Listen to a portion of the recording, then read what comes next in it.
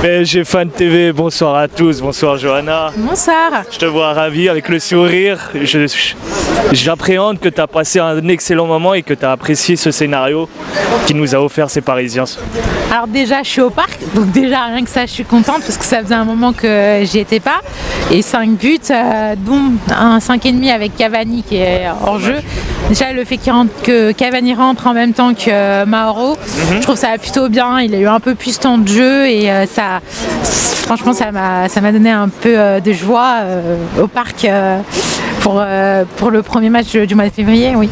Pour ce soir, si tu devais retenir un joueur ou un fait, qu'est-ce que tu devrais retenir? Neymar, forcément, parce que Neymar, il était partout, il contribue à avoir un jeu très rapide, très rapide. Ça fait plaisir de voir un jeu très fluide, tac, tac, tac, ça passe. Parce qu'on dit toujours la balle va beaucoup plus vite que les jambes. Donc c'est un jeu très intéressant. Bon, il est un peu taquin, il dribble et tout. Il nous a fait rêver avec son génie habituel. Et en plus, il a l'initiative d'un but ou deux. Donc pour moi, Neymar, c'est l'un des joueurs qu'on devrait mettre en avant sur ce match.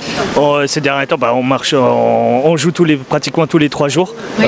Est-ce que tu es plutôt satisfaite de la rotation qu'emploie Thomas Tuchel? Tout à fait, parce qu'on a eu des bons scores, on a eu plein de clean sheets, donc je pense que Tourelle il gère bien l'effectif. Par contre, il faut que les joueurs acceptent aussi.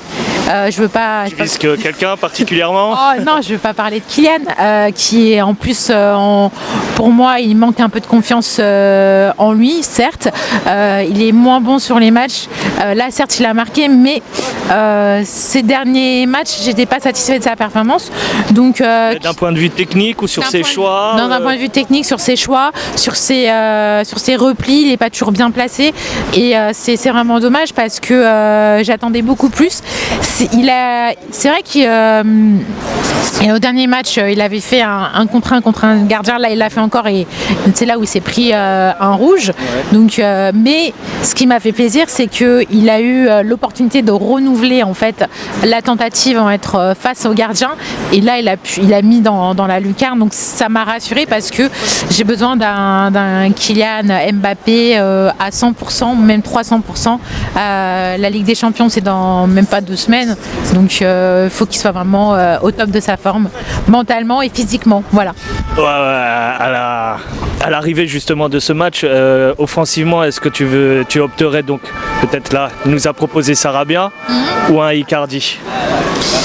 Icardi, même s'il a un bon jeu et il contribue justement à la fluidité du ballon et qu'on utilise bien les espaces, il ne marque pas. Sarabia, il marque.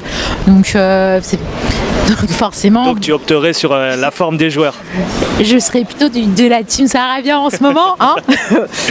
Et en plus, elle est magnifique. Même son premier but, ça qui était en jeu, avec les passes avec Neymar encore, son but était magnifique. Même s'il était en jeu, ça n'enlève pas la beauté de son geste. Donc, et puis il a retiré derrière, il a dit hors jeu, je vais marquer quand même. Donc c'est sûr que voilà, Sarabia, pour moi, il a sa place en tant que titulaire. L'année dernière, on l'a très peu utilisé, je trouve. On aurait pu l'utiliser davantage, on l'a pas fait. Donc là, je suis contente que 2020, Sarabia soit présent sur la feuille de match dès la première minute. Super, je te remercie. Mais de rien.